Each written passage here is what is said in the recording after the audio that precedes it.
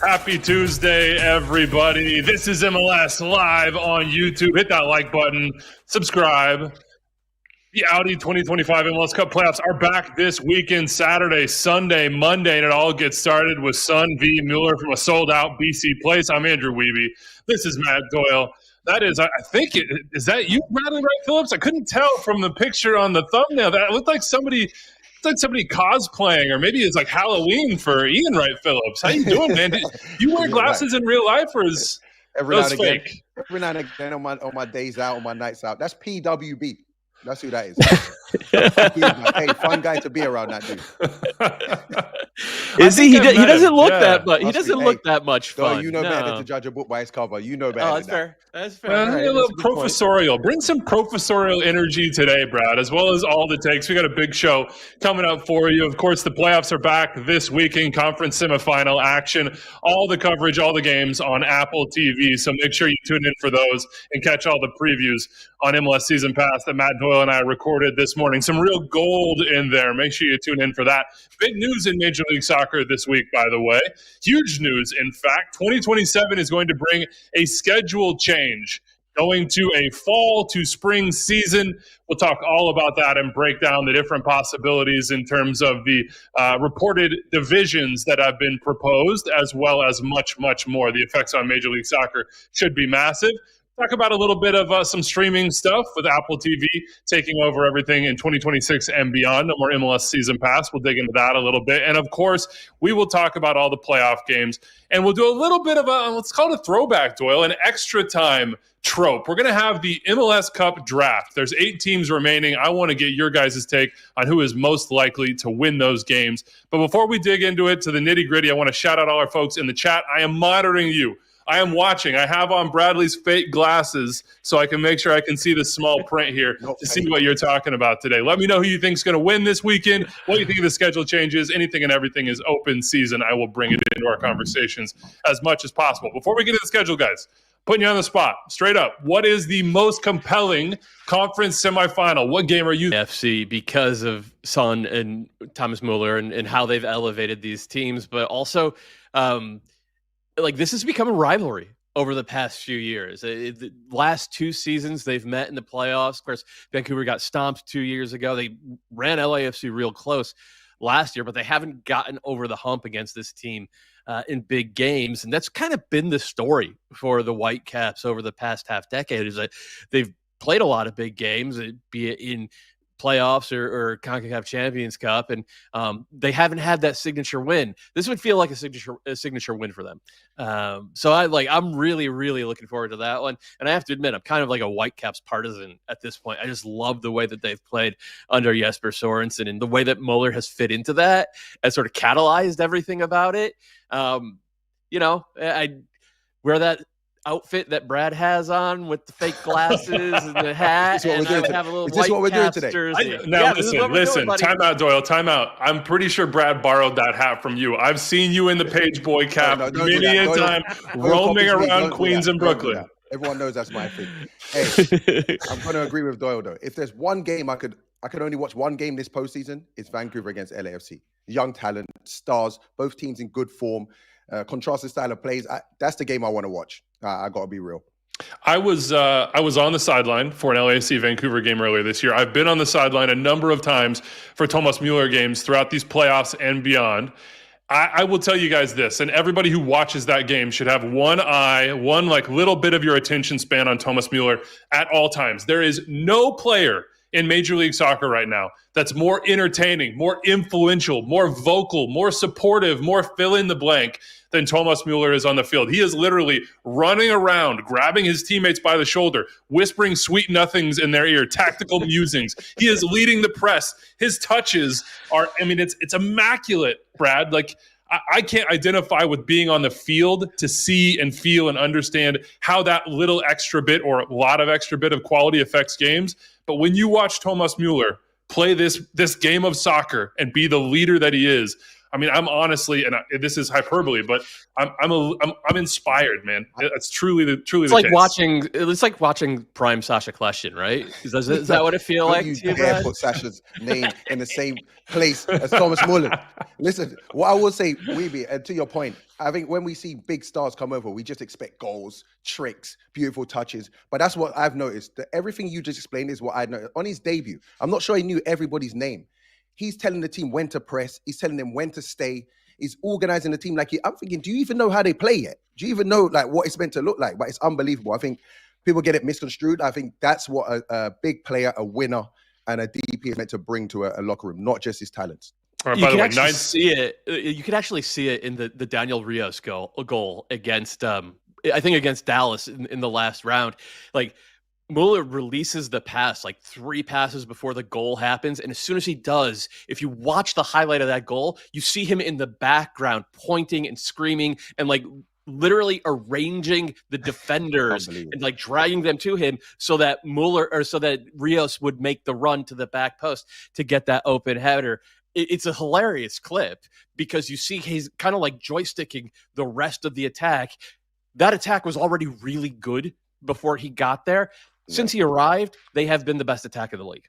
That's influence. We are praising Thomas Muller. If you want to hear the words of Thomas Muller from the man himself, a very good friend of This Is MLS and of everyone in the world of soccer, I would argue. Kalen Carr sat down with Thomas Muller in Vancouver this weekend. That will be up Thursday or Friday on the MLS YouTube page. So make sure to stay tuned. Make sure to subscribe and get your notifications on so you don't miss that exclusive sit down. And then, of course, it will also air in the pregame show at 8:30 p.m. Eastern on Saturday, the first of 4 conference semifinals. That match, Vancouver against LAFC in front of 53,000 plus at BC Place, will be on Apple TV kicking off at 9:30 p.m. Eastern. I am absolutely ecstatic to be on the sideline for that one. Okay, guys, we're going to get to all those games. We're going to have our MLS Cup draft. We're going to do all of the playoff stuff in a little while, but there is literally league-changing news that dropped this week. The owners got together, a big vote. This has been sort of in the offing for a while, debated for many, many years, and the change is here coming in 2027. MLS will make a scheduling change. No longer will the schedule run from February to December as it does this year, and by the way, as it will in 2026 as well. Starting in 2027, the schedule will run from July through the middle of December. There will be a break through the rest of December, all of January, the first part of February, and the schedule will resume in February all the way through May as the playoffs are played in prime spring, early summer weather, and MLS Cup will be in a great, great position in terms of weather, in terms of spotlight, and in terms of taking over the soccer world as we know it. Now, Brad, it is a matching, so to speak, of the European schedule. It is a big change. We're going to dive into all the different, sort of dominoes that fall within that change. But first, I just want your perspective as a player. Imagine you were still on the field. You're still part of a team.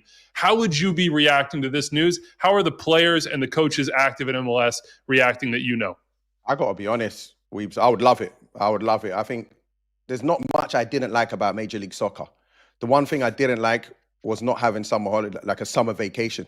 Playing through the summer is so foreign to me. So foreign. For 12 years, I've not had a summer break. So for me, that's Brad, the first thing you're British. Summer is foreign to you, okay? The sun is foreign to you. That's okay? not true. Please. Global warming, it's changing now. That's not true. No, it's true. What will people do if Brad is not in Ibiza? What will he do? That's exactly where I was going. No, but I think the players welcome that part. Again, as well, having 2 breaks, over the Christmas time, I think that will be important, especially lining up with a transfer window. But yeah, as a player, you don't focus on too much, but playing the game. But for me, having a summer break will be everything. Now, listen, there's been a lot of talk, and I've heard and I understand it about this change. And it is seismic for many, especially when you start to think about it in the big picture. I would recommend just doing a little bit of compare and contrast in terms of the schedule now and before. If you look at truly the dates, you're looking at about a 91% overlap in terms of the times that Major League Soccer plays. So, Doyle, instead of playing in June and all of July, you're going to have a little bit of a sliver of July. And instead of not every team, but some teams playing in December because of the playoffs, you'll have every team get to that point. And then sort of your drop-off in terms of participation will come in the late spring. Brad mentioned something that I think is incredibly important. It's a transfer window, and it's matching up the rhythm of the MLS transfer window, not just in terms of buying, but in terms of selling, because those things go hand in hand together. The big thing for me as I look at this is how does it affect the product? And when I say product, I just mean the quality of soccer that we get to enjoy week to week. And better players is better product. So how does MLS use this change to go get better players? I mean, CMO Wiebe right there. Better product. Okay, I get it. Hey, listen, I like soccer. Sue me. You're right. Like a big part of this is trying to match the transfer windows, but that's where you got to read the fine print. And kudos to Tom Bogert and Paul Tenorio over at The Athletic for reporting all of this out. Just because MLS makes this schedule change doesn't necessarily mean that the transfer windows will also change. What has to happen is that the USSF and the Canadian Fed have to change the schedules for those respective countries, because it's the federations, not the leagues, that are in charge of when the transfer windows run to. Now, there is a good relationship across both federations with MLS going both ways. So I think it'll get done, but it's just one of the sort of T's to cross, I's to dot type of things that, we should expect to be reported out over the next 6 months or year, however long it takes. That does help. There's no question about it. You look at, in particular, what Turkey does. Turkey runs their summer window about a week after the rest of Europe, so that players who maybe don't get the number they want from a Serie A side or a La Liga side, well, Galatasaray or Fenerbahce or Besiktas come in and say, at the last minute, hey, we can beat that bid, and you could come play in Turkey. And if you look at what has happened, like the Turkish league has gotten so much stronger because of that.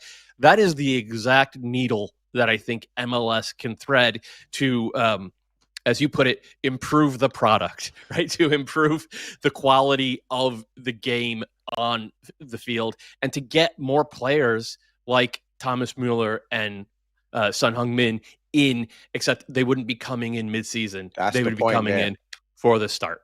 That's the point. That's a great point. Just to quickly go off of that, just imagine you had a Nico Fernandez here at the beginning of the season. Look what he's done for NYCFC, changed that attack. If you can get players like that in for the full season, we're talking different levels in performance. And listen, I would go, and by the way, sorry, the Balds are bullying me today on the show. My bad for calling it the product. It's a choice. It's a choice. I like soccer. I like good soccer. I like competitive soccer and watching good players play.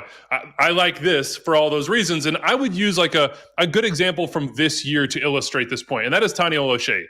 Tani Oloshe is a guy that, like, great point. If Minnesota had him right now, imagine the difference in quality, the difference in capability, the difference in just their ability to go out and truly challenge for MLS Cup. Could they win it now? Sure. Would they be better if they had Tani? Yes. Now imagine the schedule switches. Okay, Villarreal, Champions League team. Tani wants to achieve his dream of playing for this very high-level club who are offering a very, very lot of money for his services. As it stood, Minnesota had to make that sale, but they didn't really have an opportunity to go in and like for like bring in a player who could affect their team in the same way. If that is occurring, let's just put it in 2027. You sell Tani, you get your money, and now you are in the same transfer window as every other team in Europe to come in and say, we're buying you for the full season. Our transfer window does not end weeks before yours. There's just a position that you're in as a club to do business in rhythm with the rest of the world. Again, not the entire world. There are still going to be some breaks because of the way South America structures things, but they're used to living in that world with Europe as well. It just puts you in a better rhythm and gives you a better opportunity to use the funds that you get from great players you've developed to go get the next guy and keep your product, Doyle, your quality of soccer on the same level. With all that being said, I only see positives. I got to be right. I only see positives. Yeah. And the other one, like, we're kind of burying the lead a little bit here. Look, the World Cup is usually during the summer. The Gold Cup, which is played every 2 years in CONCACAF, is during June to July, and the Olympics, and basically every Copa major America, soccer tournament, Copa America, Euros. Like, all of these tend to run from the middle of June to the middle of July, and with the schedule being with the new schedule being implemented, that's when MLS is naturally going to be between seasons. And then also, because of the way the schedule is constructed, I think we'll be just about done with playing any games through international breaks, which is a huge one. It is not as much fun to watch LAFC, when they're playing without Son and Bouanga, and like I think it was their second to last game of the season, that's exactly what we got. It was a huge game. It had massive implications for standings, and it was the B team out there. So no, Doyle, getting to his, go ahead. Sorry to cut you, but that resonates with me. You make a good point. I can remember being at Red Bull or even LAFC when we're going into, we're chasing the Shield.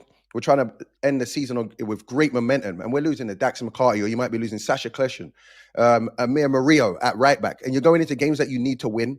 And these players, you're looking around, they're not there. No disrespect to anyone else, but sometimes you're relying on, a player that doesn't have any experience just out of college to fill in these big games. It's a great point, though. I think it's a quality of competition thing to me. And listen, I've thought this for a while that, if you want to value the Shield, which we all do, we love the Supporters Shield. It's this honor and this very difficult trophy to win, or just seeding, which is so determinative now that you see in the playoffs. Like a matter of 1 or 2 points can be the difference between hosting the biggest game of your season or not. You need to have your best players there all the time. Not just for that quality of competition, which I think is extremely important, but also just the quality of experience. Like the fans matter. The product, I'm sorry, Doyle, I keep going back to it, that you get to watch the game, it ought to be at the highest level it can be. And I think in making this change, MLS is committing itself to giving, every team, every club, and thereby every fan the best opportunity to see the best game every single week from here on out. By the way, Jeffrey Tebbets in our comment section says he likes this. He said he'd rather have winter blizzard weather interrupt matches than in the middle of the season than the playoffs. I'm also assuming that he would rather have that than sitting in a 100-degree stadium, which many of us have done as well. But we shall see. We shall see. We gotta work on the weather control machine. I think that'll be the next step for MLS 4.0, like supervillain stuff. We need to call in. We need to call in PWP for that. I think he might. If anyone can handle it, he can. Yes, absolutely, no doubt about it. By the way, I think we have Luca Bombino's entire family in the chat right now. There's a lot of people very excited about Luca Bombino staying with San Diego. Now, listen, there'll be a lot of news to come out and discussion and analysis, so we've kind of scratched the surface here on the schedule change. But one part of the reporting from The Athletic and Tom Bogert and Paul Tenorio, who have actually killed this story, is that there is a possibility that MLS in 2027 would also introduce divisions, which North American sports fans are very accustomed to in baseball, basketball, the NFL, etc. But MLS has not had for a long time, though they used to. So we asked folks to put out some ideas for potential divisions, and the idea would be that there are 5 divisions of 6 teams for 30 teams. You would play everyone in your division, home and away, and then you would have a round robin of every other team in the league. So think of it this way. If you're thinking about your team's schedule, you would play every team in Major League Soccer, then you would play an additional 5 games against the other teams in your division. And guys, I just want to take us through 4 of these just for fun. Why not? It's a thought experiment. Doyle, what stands out to you about this one from Matt Baker, STL, who has very clearly given us the St. Louis division of preference? Yeah, I understand that because St. Louis, Chicago is such a long-standing rivalry across sports, and St. Louis, Kansas City has already become a great rivalry. You get the sort of Midwest, Great Plains type of cultural thing happening there. That's a good one. The 2 tough spots that I see are the Quakes being broken away from the rest of California. Cali Classico being played just once a year, that's tough, and DC being broken away from the rest of the Northeast. Like that is like San Jose, LA, and DC, Red Bull. Like those are the 2 oldest rivalries in the league, oldest MLS exclusive rivalries in the league. Yeah. And so it's tough to break those out. But one thing from looking at these maps, I don't think there's a perfect one out there. So at some point, somebody's going to have to make a tough decision. If it were me, this is probably the one I would go with. Though I think you could argue put Cascadia and Texas together and then keep the Quakes in with the rest of California. Oh, don't worry, we've got more maps. That's a long in travel. Colorado. I think I must have just stepped on somebody else's map. We've got So a lot of we've got a lot of maps here to get to. I mean, I do agree with you. I like this one. What I will say about San Jose in terms of being with Cascadia, you have a lot of historical rivalries there that aren't in-state rivalries, but do date back to NASL. Hey, listen, I'm a big Heritage Cup guy, just a huge Heritage Cup guy. By the way, shout out to Jeff Tebbets again in the chat for saying put Austin and Columbus in the same division. Okay. Hey, quickly, that division though, there with Nashville, Charlotte, Atlanta. What I'm seeing if I'm going off of this season, there's goals there. I wouldn't mind keeping this. There's going to be goals. This one looks ruthless. This one looks like just attack v defense. I like it. All right. Let's turn the page. Come on, Matt Master Manny hit next for us for Mark D. Bertram's contribution here. This one, the difference is you're going to hold on to San Jose in what I would call like I don't know, we call that a Southwest division, I guess. There's no Phoenix to push into it, though who knows, maybe someday. But you've got the two teams in the Rockies pushed in with all four teams in California. Cascadia is traveling. That's a big gap there, 2 time zones to get to Minnesota, Sporting Kansas City, and St. Louis. But those are all Western Conference teams, so it's not like you're breaking them up out of what they are currently in conferences. I would kind of call it like a northeast Great Lakes region. I think it's the Lewis and Clark region, right? Oh, okay. Isn't that the path that Lewis and Clark took to the Pacific Northwest? Yeah. We gotta get Brad into 4th grade. You gotta teach me something. They didn't teach that, and England wasn't teaching that. I gotta tell you. We just play football in the playground and then got lunch. We just sent home. And then what's this, like the ACC, kind of the Mid-Atlantic, and then you have kind of an SEC style Texas and Florida. What do you think about this one, Brad? I don't know. All I can look at as being a former player is that travel in that one with the Cascadia team. That looks, to me, I'm not sure I want to do that all the time. But remember, here's the thing I would remind people. You are playing every team in the league. It is a large country. You will be traveling, and these only represent 5 additional games, and you won't play away every year to those teams in the Midwest. So, yes, we could look at these maps and say, okay, you have 5 additional games, and you're going to go away to all those teams in the Midwest, but you're also going to go away to a bunch of teams on the East Coast as well. By the way, Jeffrey Tibbett says the Oregon Trail region is this long Midwest to Cascadia region. Thank you, Jeff. I believe that Sporting KC died of dysentery this year, so yeah. Yeah, it's going to be tough to ford the river on the way to Portland, but listen, you pick up enough oxen, I think you can get it done. Brad, are you understanding any of these references? No, I'm just waiting for us to go to the next one. There's one more, right? I want to see There's one. 2 more. We got 2 more. Mark did a great job. We love that one. These are fun thought experiments. On to the next one. Matt Master Manny, Slapshot Leones brings us to this one. This one is a little bit different, specifically up in the Northeast and the Great Lakes. We're pulling Nashville up into that sort of Great Lakes region, and we're bringing Charlotte out of the South and into sort of that upper Northeast region. Doyle, what do you think? I don't mind this. I hadn't seen this one before. I don't mind this very much. I wonder if you could maybe switch Charlotte and Montreal, but of course, if you did that, you would end up breaking up the Canadian Classique, which is tough. Like I said, there's no perfect one, but this one bears more thought than I initially considered. I do kind of like it. I saw this. Go ahead. Sorry, I like this, especially that Northeast. I think you have all the rivalries in that Northeast section, and teams and matches I came over here playing against. I think that would look like a very tough group and entertaining. Yeah, you preserve the Trillium Cup as well, which I mean is critical between Toronto Brad, and Columbus. Let me ask you this: as because you spent most of your career with the Red Bulls, that road trip to Montreal, like that has to be one of the best road trips in the league. Yeah. So after dark, then we can really get into the conversation. Oh man, good times, my friend. YouTube can't handle that. All right, last one. Listen, this one, the shaping of the Texas into the upper Midwest is a little bit strange. But what I will say about this one is I really think you nail the Southwest. And I really think you nail the Southeast as well as the Northeast. This is the one where the Southeast, to me, is the most coherent. And I know you're pulling DC down, but Virginia is we're kind of flirting with living in 2 worlds there, So what you thinking? That was a long, deep sigh from Doyle there. I don't think. I'm struggling with the Ohio, Chicago expressway to Texas. Yeah. I'm struggling bad It's with the that Mississippi River, Doyle. It's the Mississippi River just taking us right down to the ocean. I didn't realize the Mississippi River ran through Columbus, Ohio. So I guess I'm gonna have to go to Brad's geography. You went to my school. Did you spend time in London?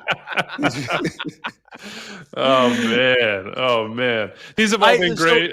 Listen, it's early days. We're just kind of having fun with these, right, Doyle? Yeah, absolutely. And I really appreciate the way that people definitely put thought into it and are trying to preserve rivalries. And that is going to be the biggest test for MLS HQ, is to try to do this in a way where you don't end up splitting classic sort of long-standing or even new and passionate rivalries into separate divisions so that you only get to see them every other year. Some of that's going to happen, right? But you're going to make an omelet, you're going to break some eggs. But inflicting as little damage in that way as possible is going to be it has to be one of the guiding principles for whoever does eventually come up with the actual divisions. Well said. And I would just repeat, if you got pushed outside of a division and you have a team that you would love to play twice a year, you don't get to. You still play them once a year. There are still other competitions you could get pulled into with them in terms of playoffs or Leagues Cup or US Open Cup, etc. Those things all still remain. I really value the way a schedule could be constructed under that model in terms of playing every single team in the entire league. I know the home and away won't match for everyone, but I really like that, Brad. It's like a marriage of sort of a single table approach, but then also has that North American feel of divisions where you do get to over-index with a home and away against what you would hope be your biggest rivals. So I think there's a lot of potential there, both in terms of what it gives fans, but also what it gives the competition. With every team playing each other at least once, would you guys put more respect on the Shield? Oh, I mean, Doyle's already got maximum respect. Yeah, I always say it's the best trophy to win. It's Wiebe. The truest. Yeah.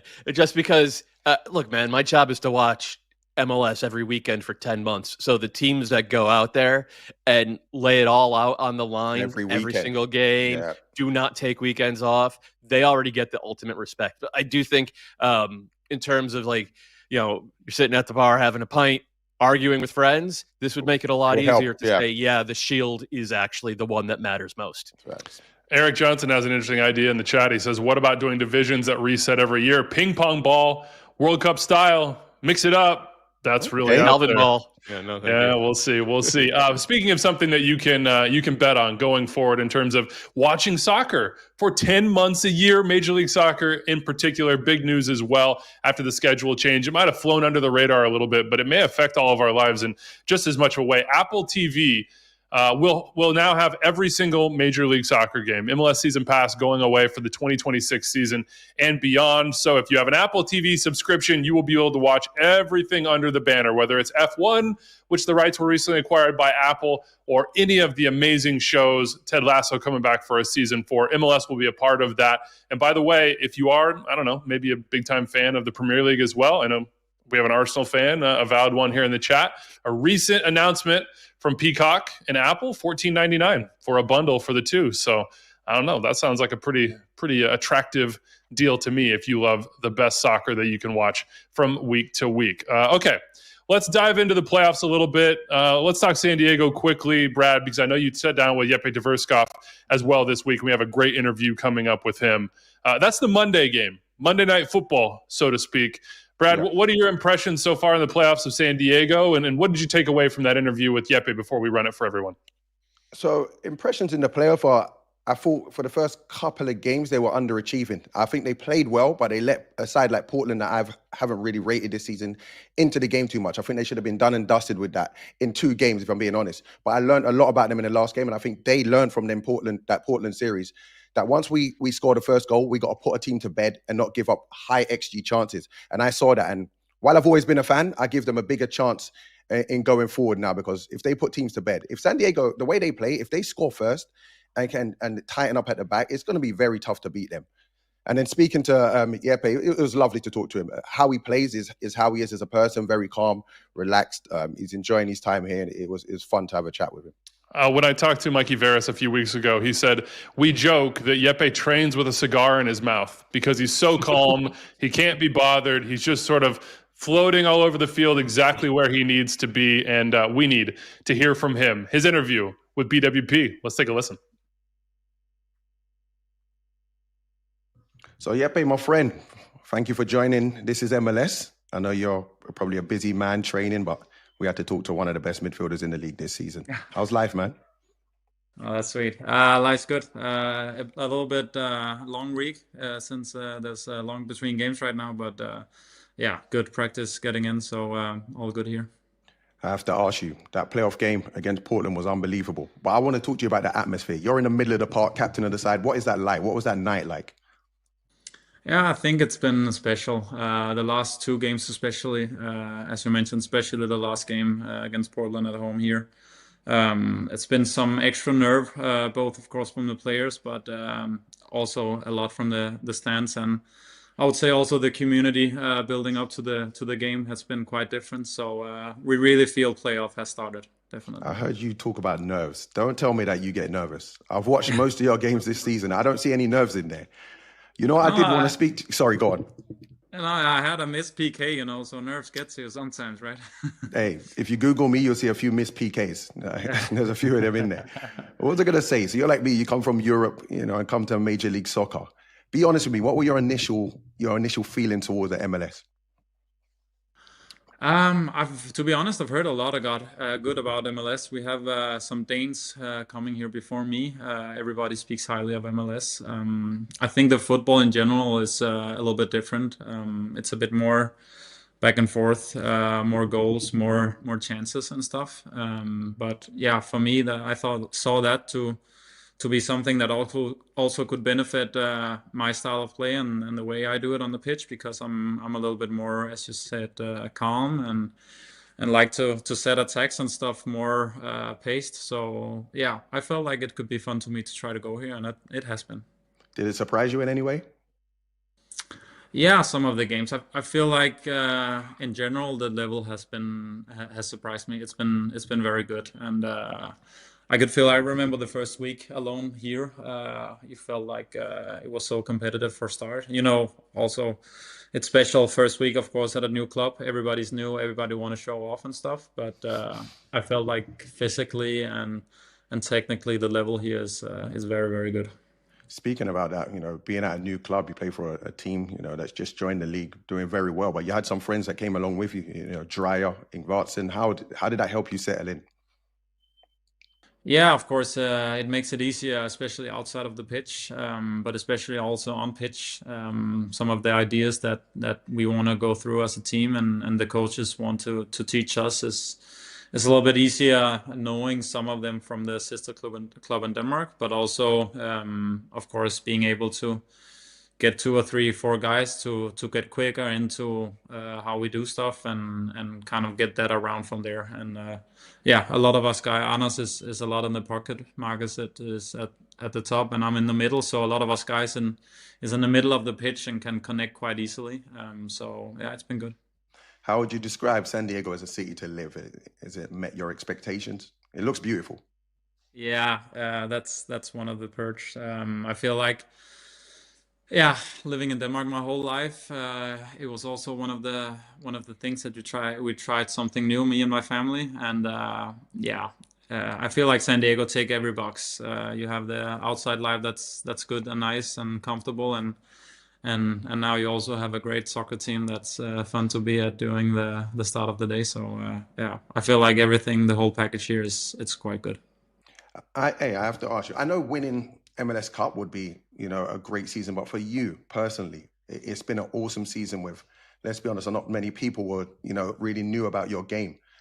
The performances you put in this year has got you a new contract. What has that felt like? Now you can call a place, you know, your actual home. You know, you get multiple years.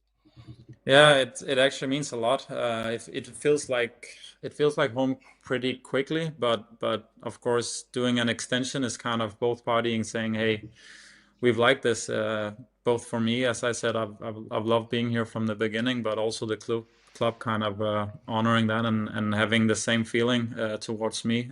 So that's big from both parties, and it's also to kind of build on, because this year is special. Everybody keeps talking about first year, and everybody is very hyped, and a lot of the surrounding talk about it. But also we have a next year also, and a third year, and you want to build for several years. So that's gonna be fun for me also being a part of. It's amazing. It's been amazing to watch. I have to ask you, I think you're, like I said, highly talented player. The World Cup's coming up soon. I'm not sure you've had a cap yet, but that's got to be one of your targets. You see Dreyer getting called up on the same team, you're doing just as well. It's got to be in the back of your mind. Yeah, I'm trying to get honest to talk to some of the guys on the national team whenever he's going, but Denmark is very gifted at my place, so there's always been a lot of great players playing there. But of course, seeing Anders doing so good, also a national team makes that gap a little bit smaller for me. I feel like when you haven't been on the national team, you kind of set some of the guys and the players going to that on a maybe higher pedestal. But I feel like now also being next to Anders a lot and see him performing very well. But of course also me, I don't know, hoping at least in the future that's a possibility. Are you one of those guys? I know I was with England. I watch every game. I watch a lot, yeah. They could use you in there, man. They could use you. Yeah. I'm gonna do what I can.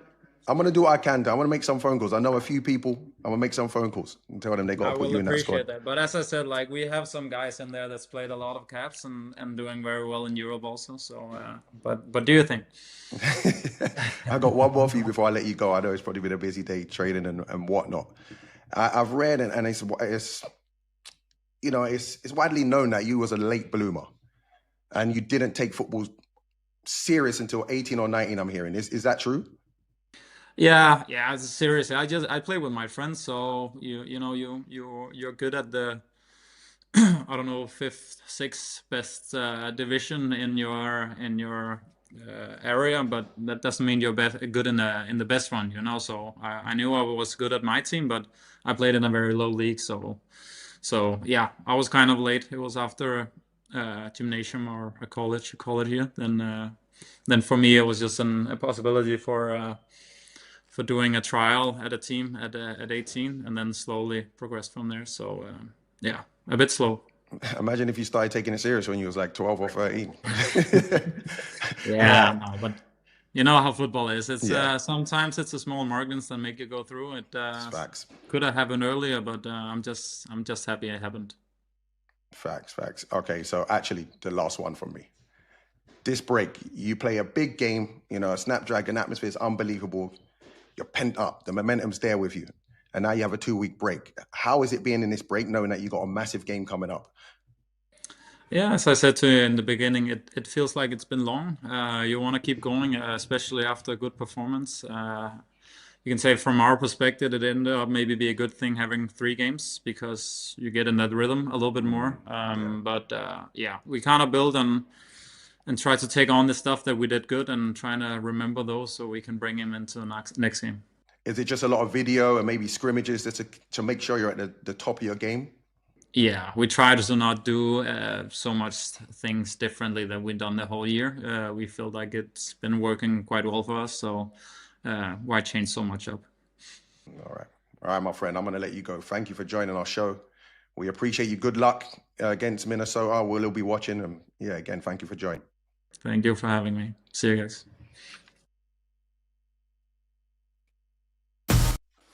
Ooh, get the elite flow from Jeppe. I always love that. By the way, I believe Jeppe and his wife are expecting their first daughter basically this weekend. So it's going to be a very interesting time for Jeppe and his family as they enter a huge game on Monday night, 10 p.m. Eastern time coverage on Apple TV, and MLS Countdown starts at 9:30. I'll be on the sideline for that one. I am looking forward to it. Snapdragon was absolutely popping when I was there for game 1 of that Portland series. Now, somehow we've gotten through almost 40 minutes of the show, guys, without saying the magic word, which is Messi. FC Cincinnati, the 2 seed, hosting Miami, the 3 seed. We'll talk about that in just a second. But first, we need to do something that I've been waiting patiently to do for a long time, which is the MLS Cup draft. It's been 2 weeks that I've had this idea that once you winnow down the playoff field from 18 to 8. You needed to redraft. You need to tell us who you think is most likely to go all the way and win. And I have two incredible, let's call them GMs, sporting directors, CSOs, whatever you want to call them, here with me to make this draft. I have decided that we're basing the first round of the draft strictly on recency of bicking of the head, and therefore Doyle, who looks very moisturized and I don't know, he done that this morning. Yeah, just very cleaned up, Brad. That's not to say that you don't. It looks like maybe you've let that one slide couple days. Just a little bit. So, Doyle, you have 8 teams to draft. They're going to go back and forth. You've got to make your draft pick, and then you've got to make your case for why that team is going to be the one that wins MLS Cup. So you're on the clock, man. Number 1 pick. Easy pick for me, Inter Miami. I picked them to win MLS Cup before the season. I picked them to win MLS Cup before the playoffs, and I'm a man of my word. I have to stick to it.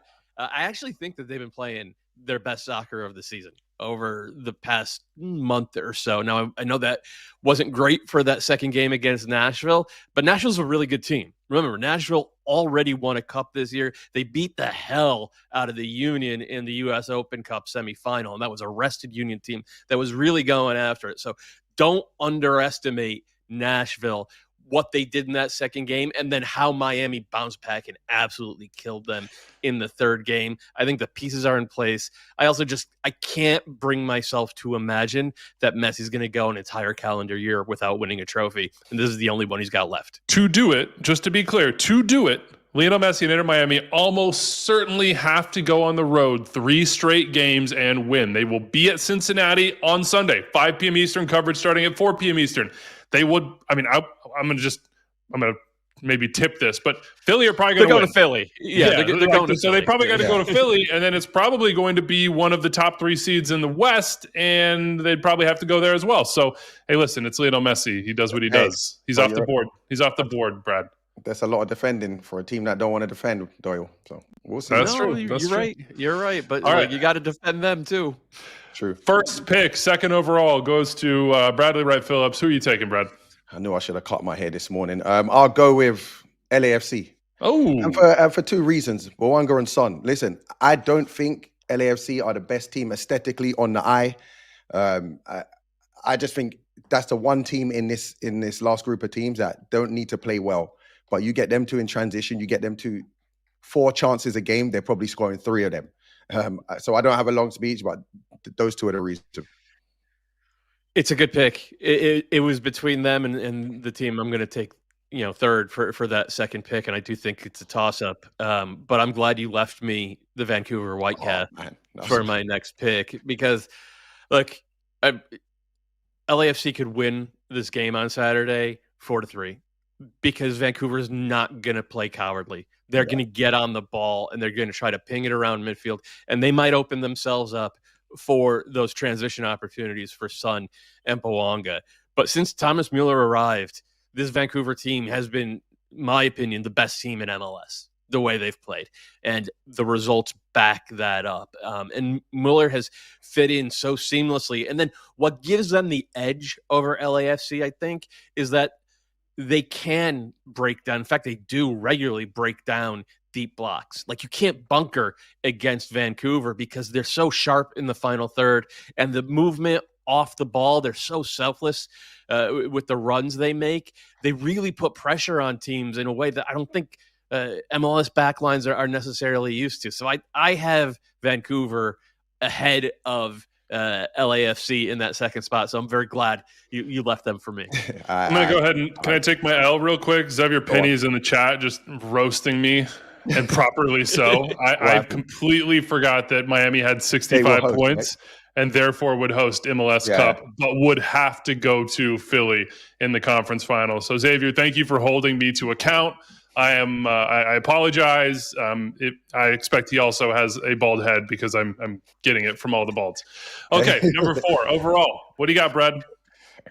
I like the Vancouver pick also. I'm going to go, it's a tough one for me. It's San Diego or Philly. I'm going to go Philly just because I don't want to disrespect a team that won the Shield. This was a team that showed us consistency. I know it's difficult to win the Shield and the MLS Cup. They're going to come across some challenges.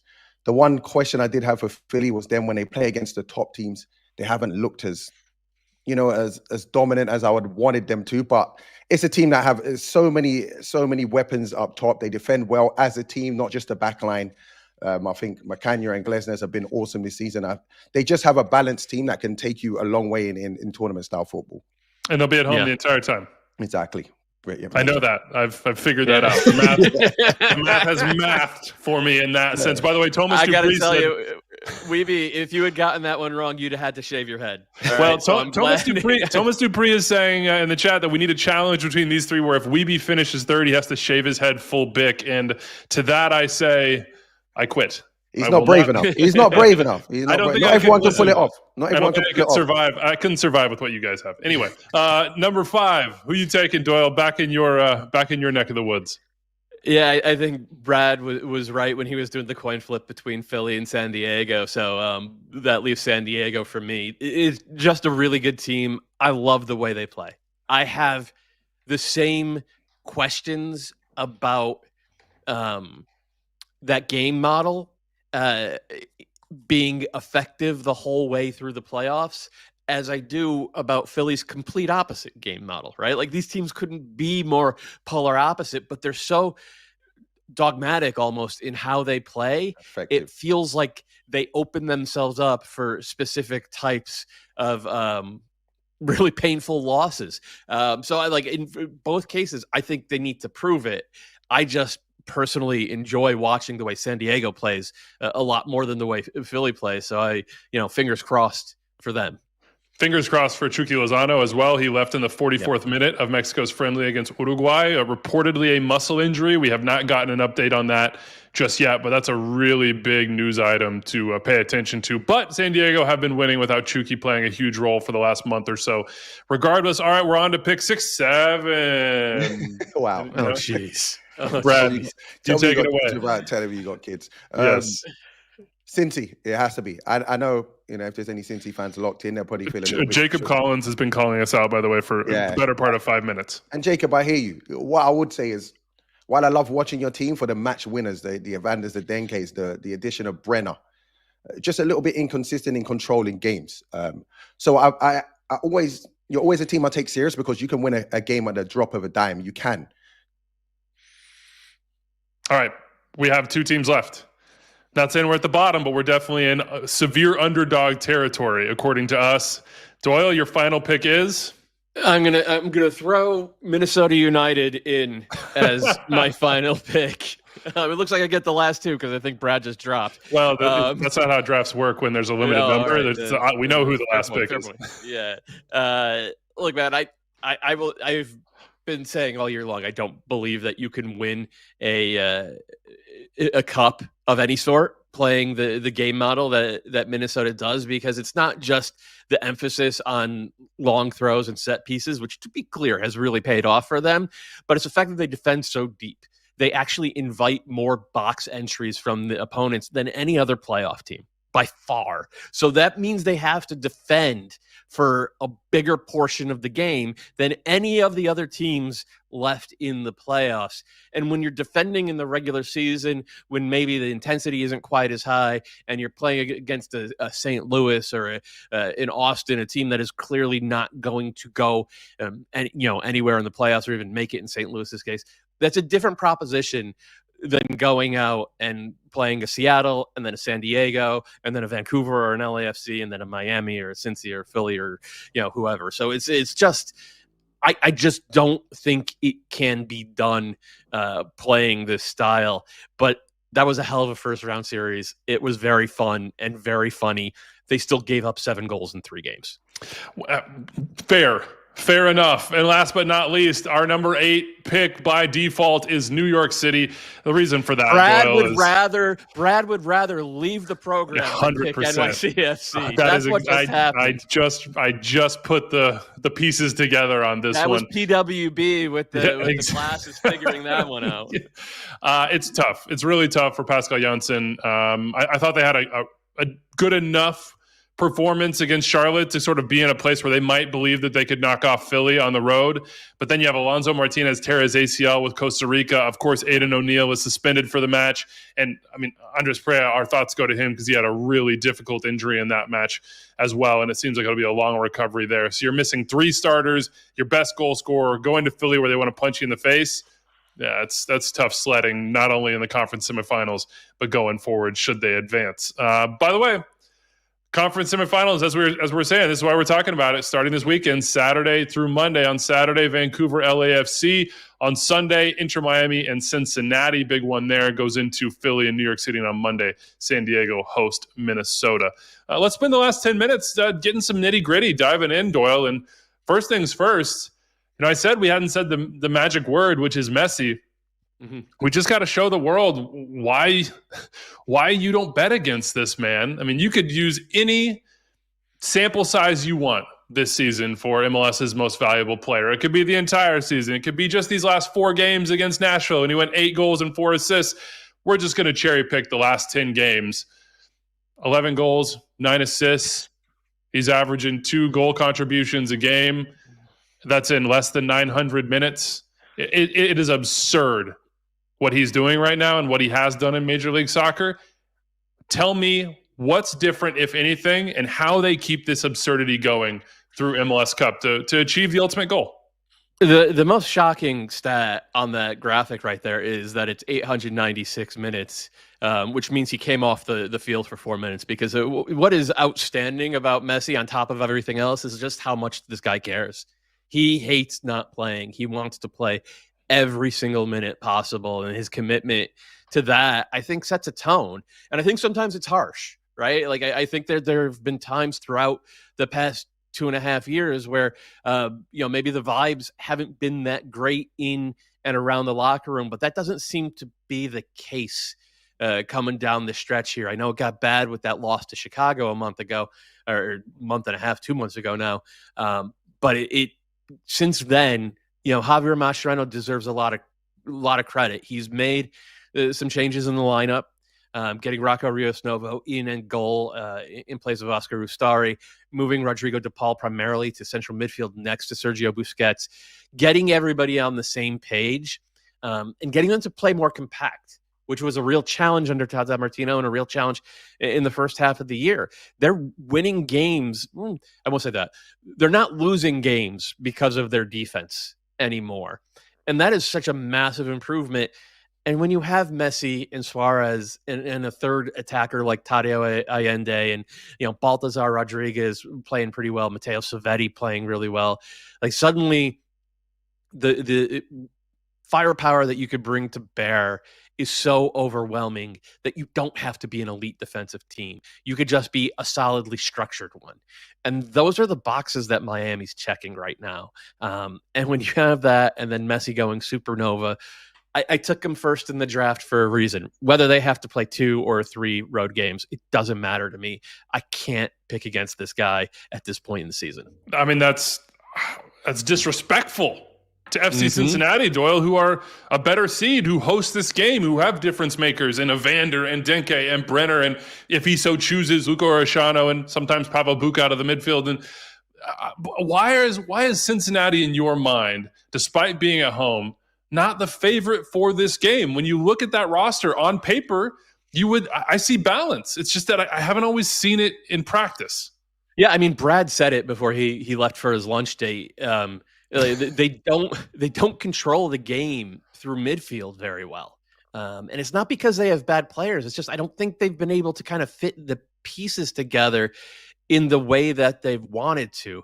And part of that comes from up top, right? Like none of Denke, Brenner, or Evander is really great defensively. So that first line, the first pass you hit to break lines, like that's easier against Cincinnati than it is against the other teams, this rarefied air, even easier than it is against Miami. So once you get that midfield scrambling a little bit, you pull them apart, you put the whole defense into emergency mode. And to be fair, they're exceptional at it. Like their emergency defense is so good. They're able to win most of their battles in the box, in the defensive third. And on the flip side, they have match winners in the attacking third. That's how you get 65 points. But it's also how you get, 15 one-goal wins? They don't dominate games. They just win by a goal. I think that's a different proposition when you're chasing the likes of Messi and Suarez and Tadeo Allende than it is when you're chasing the likes of, Taha Habrun and Lasse Lapalainen. Like Taha Habrun, I think is going to be really, really good, but like he's not there yet. And I just think that leaves them vulnerable, uniquely vulnerable for a team that has collected points at such a high level. Okay, Xavier Pennies, before we jump off of this game and go to Philly, New York City, that's the doubleheader that you have on Sunday on Apple TV. Xavier wants to know, should Suarez start or should Mascherano bench him? Suarez has 17 goals and 17 assists this year. I understand that they were dominant in that third game against. Yeah, pretty good, right? Seems like a decent number. I understand that they were dominant in that third game against Nashville. They've been dominant in a lot of games with Suarez in the lineup as well, even down the stretch here. I like the other aspect of this is this could be Jordi Alba and Sergio Busquets' final game as pros, and those guys go back a long way with Suarez and obviously Messi. And I don't think Suarez is here to watch that happen from the bench. I think he's here to make sure that this isn't their final game as pros. So while I can understand somewhat the tactical rationale for wanting to have Suarez to bring off the bench, wanting fresh legs from the start, or young legs from the start, I just don't think there's a chance in hell. I think he's here to play, and I would be shocked if he wasn't in the 11 from the whistle. I would say ditto to that one, Xavier. By the way, we have Frank in the chat saying, random note here, is Philly and New York City a rivalry? I guess they have played in playoffs in 2021 and 22, and you have proximity there, Doyle. I've always sort of felt like maybe Red Bulls Philly had a little bit more rivalry to it, but there's always been sort of a desire to sort of plug and play and invent, and obviously Mets, Queens, and Philly has always been a big baseball rivalry, or Giants and Eagles. I don't know, but this game is the second of your two on Sunday. It's 5 p.m. Eastern time for that Miami trip to Cincinnati. Then 7:45 p.m. Eastern time, we're going to head to the banks of the Delaware in Chester for the Union taking on New York City. I struggle to see a path for New York City here. I just feel like of all the opponents that Philly could get in this match, in which that smash, bang, grab style of play should thrive, New York City and super shorthanded New York City specifically are the team that I just feel are going to have a hard time dealing with that. Yeah, I would be really surprised if NYCFC were able to advance from this one. There is somewhat of a blueprint. They'll probably play Nico Fernandez as a false nine, have him drop in, see if he could bring the Philly center backs with him when he drops in. And at the same time, you have to be able to spray long balls, probably diagonals really, into the channels for the wingers to run onto. It requires timing, it requires pace, and it requires 1v1 finishing on the break. We saw Charlotte do that actually really well against Philly on decision day, but that was a Philly team that was not playing at 100% intensity. Very obviously, they will be in this one. By the way, Patty B has gotten in the chat and reminded us that perhaps Tristan Blackman and Brian White should be healthy for the Vancouver Whitecaps. So if you're talking about potential injuries, there is that as well to consider going forward. Now, just to remind you, conference semifinal weekend, 8 teams winnowed down to 4. Conference finals next week, December 6th, is MLS Cup. All of it on Apple TV. Make sure you tune in on Saturday. A standalone game Saturday night. 9:30 p.m. Eastern time is kickoff on Apple TV between the Vancouver Whitecaps and LAFC. That is a sellout. 53,000 plus. Pregame starts at 8:30. Our good friend Kalen Carr went to Vancouver this weekend to sit down with Thomas Muller. You'll want to tune in for that, as well as subscribe and like. Brad's in the chat. Oh, Brad's in the chat. Brad says, sorry, guys. My whole street just lost power. I don't know if that's BWP or PWB. Yeah, I'm trying to decide if that's real or if that's fake, like those glasses on the thumbnail, Brad. I don't know about you, bud. I don't know about you. The power, it's going out. The power. No, just kidding. Anyway, any like loose threads you want to clean up here before we get out, Doyle, as we look forward to the conference semifinals? No, I think the big one for me is just to reiterate, Vancouver LAFC feels like the type of game we could all still be talking about 15 years from now. Like it has that kind of star power, obviously, but the way these two teams have been playing down the stretch here, special moment inbound. Like I would be shocked if this wasn't an all-timer of a playoff game. And I'm looking forward to all of them, of course, but this one in particular, I'll be glued to that TV on Saturday night. And Wiebe, because you'll be there, hydrate pregame, do your prep, make sure you moisturize, and get in game shape, my friend. Yeah, that's gonna be. Got to massage these dad bags from under my eyes, but we will get there for one of the biggest games of the season. Muller v Sun, Vancouver Whitecaps against LAFC. BC Place is going to be just melting down, 53,000 plus with the Caps trying to get over the hump and chase MLS Cup. They've never been to a conference final before. This Vancouver Whitecaps team, not a single time they have failed on the brink, and they could get there by knocking off what has been their biggest boogeyman in knockout competitions, whether that's CCC or MLS Cup. LAFC have had their number, and oh, by the way, Steve Cherundolo could be coaching his final game for LAFC as well. Make sure you tune in this weekend on Apple TV. Big thanks to Jeppe Tverskov and San Diego for sharing their time. Thank you for Bradley Wright-Phillips for your limited presence today. We appreciated everything that you brought to the show and your perspective on the schedule change in Major League Soccer. Make sure you head to MLSsoccer.com for all the coverage of that schedule change and all the details. And we'll see you this weekend for 4 matches, Saturday, a doubleheader on Sunday, and a single game on Monday in San Diego as the Audi 2025 MLS Cup playoffs roll on. Big thanks to all of you in the chat. Like, subscribe, and Xavier, please take it easy on me next time, man. We'll see you on the other side. This is MLS. Adios.